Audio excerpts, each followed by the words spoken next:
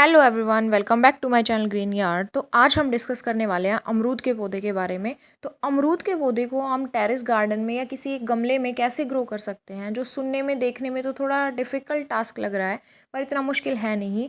बस थोड़ी सी टिप्स और थोड़ी सी केयर जो है वो हमें इसे देनी पड़ेगी। उसके बाद देखना आपके भी गार्डन में जो है अमरूद के फ्रूट्स होंगे, ऑर्गेनिक फ्रूट्स होंगे। तो कैसे क्या चीज़ें हमें फॉलो करनी है, चलो वो जानते हैं।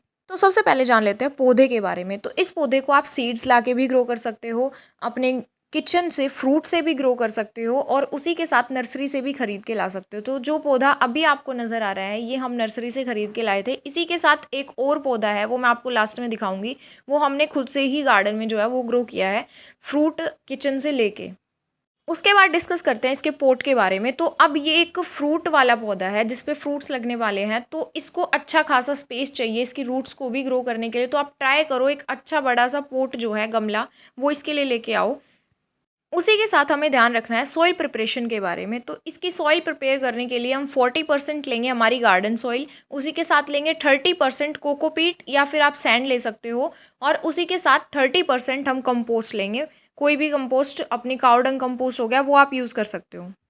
अब डिस्कस करते हैं थर्ड चीज़, जो कि हमारा इसको रखना कहाँ पे है। तो गार्डन में ऐसी जगह पे आपको इसको रखना है जहाँ 6 से 7 घंटे की डायरेक्ट सनलाइट इसको मिल सके, क्योंकि ये पौधा धूप में ग्रो करेगा। तो 6 से 7 घंटे की डायरेक्ट सनलाइट की इसको ज़रूरत है। आप ऐसी जगह पे रखें जहाँ इसको अच्छी खासी धूप मिले। अब डिस्कस करते हैं वाटरिंग पे, कि इस पौधे में पानी कितना और कैसे ऐड ऑन करना है। तो विंटर्स में डिपेंड करता है सॉइल के मॉइस्चर पे। जब हमारी जो मिट्टी है उसमें नमी कम हो जाए तब आप पानी ऐड ऑन करें। विंटर्स में तो 1-2 दिन ऐसा भी होता है कि हमें ज़रूरत ही नहीं पड़ती। लेकिन गर्मियों के सीज़न में तो हमें सुबह और शाम दोनों टाइम ही पानी ऐड ऑन करने की ज़रूरत पड़ सकती है। तो उस चीज़ का हमें ध्यान रखना है। अगर सॉइल आपको ड्राई दिख रही है, 1 इंच तक आप चेक करो कि सॉइल ड्राई है, तो आप इसमें पानी ऐड ऑन कर सकते हो। समर सीजन में हमें वाटरिंग का खास तौर पर ध्यान रखना है। अब डिस्कशन करते हैं फर्टिलाइज़र्स के बारे में। तो नाइट्रोजन हो गया, फॉस्फोरस हो गया, इन सब से युक्त फर्टिलाइज़र जो है वो इसके लिए बेनिफिशियल है। तो आप वो मार्केट से भी खरीद के ला सकते हो। बाकी अगर आप होममेड फर्टिलाइज़र्स की बात करो तो हम इसमें ऐड ऑन कर सकते हैं हमारी काउडंग कंपोस्ट, मैन्योर, हमारा किचन वेस्ट मैन्योर हो गया, और उसी के साथ बाकी जो भी फर्टिलाइज़र आप गार्डन में यूज़ करो आप कर सकते हो। पर कम से कम 15 से 20 दिन का गैप हमें रखना है एक बार फर्टिलाइज़र ऐड करने के बाद, जब दोबारा हम उसमें फर्टिलाइज़र ऐड ऑन करेंगे। तो अब डिस्कशन करते हैं पौधे की हाइट के बारे में। अगर आप इसको अपने स्पेसिफिक गार्डन एरिया में लगा रहे हो तो एज सच कोई इशू हाइट का होने वाला नहीं है। लेकिन आप टेरेस गार्डन पे लगा रहे हो तो कई बार होता है कि पौधा जो है काफ़ी हाइट में ग्रो हो जाता है। तो उससे बचने के लिए आपको जितनी अप्रोप्रिएट हाइट पौधे की रखनी है, उतना होने के बाद आप इसकी कटिंग कर दो, प्रूनिंग कर दो, जो कि पौधे के लिए भी बेनिफिशियल होगा और ये हाइट ज़्यादा ग्रो भी नहीं करेगा, और उसी के साथ जो है काफ़ी ज़्यादा ब्रांचेस ग्रो करेंगी। ये हमारा वर्टिकली ग्रो ना करके हॉरिजॉन्टली ग्रो करेगा, यानी कि लंबाई में नहीं बढ़ेगा, ब्रॉड हो जाएगा।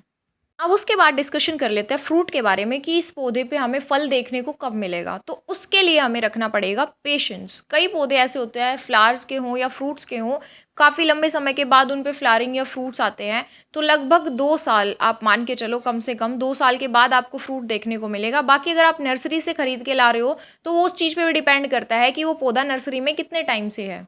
वो आप जहाँ से खरीद के लाओगे वहाँ से इस चीज़ के रिगार्डिंग डिस्कशन कर सकते हो। अब डिस्कशन करते हैं कि काफ़ी ज़्यादा अमाउंट में फ्रूट्स पौधे पे कैसे आएंगे। तो उसके लिए आपको एक तो प्रूनिंग का ध्यान रखना है, टाइम टू टाइम कटिंग करनी है, क्योंकि जितनी ज़्यादा ब्रांचेस आएंगी उतने ही फ्लावर्स आएंगे और फ्रूट्स भी आएंगे। कई बार एक ही ब्रांच पे काफ़ी सारे फ्रूट्स आ जाते हैं, तो जब वो फ्रूट थोड़ा सा ग्रो होना शुरू करे आप उसको तोड़ दो, ताकि जो और फ्रूट उस पर बचेंगे, एक ब्रांच पे 2 से 3 फ्रूट बचेंगे, वो हेल्दी ग्रो करेंगे, काफ़ी अच्छे साइज़ में ग्रो करेंगे, और उसी के साथ टेस्ट में भी अच्छे होंगे। एक और तरीका है इसके लिए, आप पौधे को हाइट वाइज ग्रो ना होने दें, उसकी प्रूनिंग टाइम टू टाइम करते रहें। उससे क्या बेनिफिशियल होगा, पौधा जो है हाइट ग्रो करने पे फोकस ना करके फ्रूट्स को डेवलप करने पे फोकस करेगा। कई बार जो है जब पौधे पे फूल आते हैं तो फूल झड़ने लग जाते हैं, तो उसके काफ़ी सारे कारण हो सकते हैं। कई बार गिलहरियाँ भी हमारे गार्डन में आती हैं और वो फूलों को या फ्रूट्स को तोड़ जाती है। उसी के साथ कई बार हम वाटरिंग में कुछ अलग कर देते हैं थोड़ा बहुत, उसका भी हमें ध्यान रखना है। ओवर वाटरिंग भी नहीं करनी है, और उसी के साथ फर्टिलाइजर्स पे थोड़ा फोकस करना है। फूल झड़े नहीं, उससे बचने के लिए पहले आप उसका रीज़न फाइंड आउट करो। जब आपको रीज़न पता चल जाए, तो अगर गिलहरी जैसा कोई रीज़न है तो उससे अपना बचाव करने की कोशिश करो प्लांट का। बाकी अगर वैसे फूल झड़ रहे हैं तो आप फर्टिलाइज़र का ध्यान रखो, उसके लिए आप सरसों की खली भी ऐड ऑन कर सकते हो, वो काफ़ी बेनिफिशियल रहता है इस चीज़ में।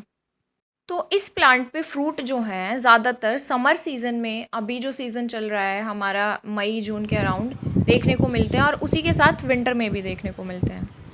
बाकी इसके लिए हमें अवॉइड करना है वो है, एक तो फर्टिलाइज़र्स ऐड ऑन करने के बीच में 15 से 20 दिन का टाइम रखना है और ओवर वाटरिंग से बचना है।